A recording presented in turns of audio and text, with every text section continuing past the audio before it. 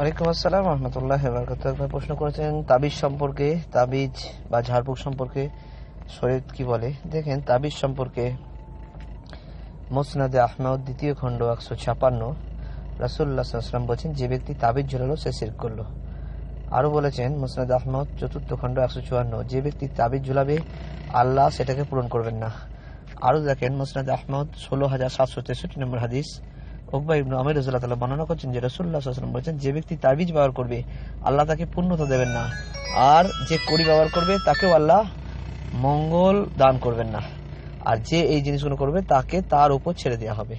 অতএব এখান থেকে আমরা স্পষ্টভাবে পাই যে তাবিজ ব্যবহার করা এটা হচ্ছে শিরকের অন্তর্ভুক্ত। আর আল্লাহ রাব্বুল আলামিন পবিত্র কোরআন মধ্যে বলছেন, এই কোরআন হচ্ছে শেফা, এই কোরআনকে আমি নাজিল করেছি শেফা স্বরূপ।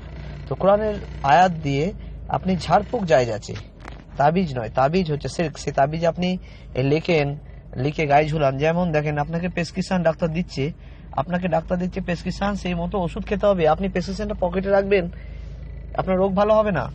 তো আল্লাহ রাব্বুল আলামিন পবিত্র কোরআন একটা সংবিধান দিয়েছেন মানব জাতির উদ্দেশ্যে, যে কিভাবে চলবে তার সংবিধান পরিপূর্ণ দিয়েছে, সেই অনুযায়ী আমাদেরকে আমল করতে হবে, চলতে হবে।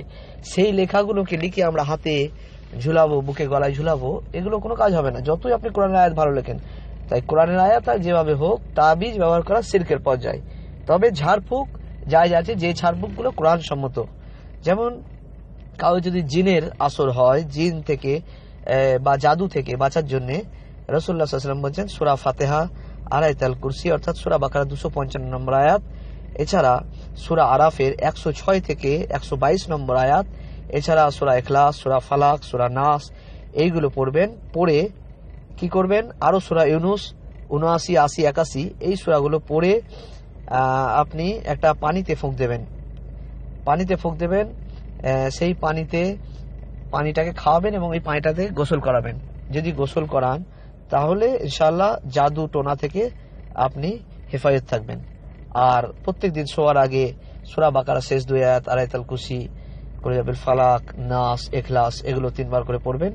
পড়ে ইনশাআল্লাহ যারা এগুলো পড়বে তারা জিনের আসওয়াসা থেকে দূরে থাকবে। অতএব ঝাড়ফুঁক ইসলামে জায়েজ, কিন্তু আপনার হচ্ছে তাবিজ, কবজ, ধাগা, সুতো এগুলো জায়েজ নয়।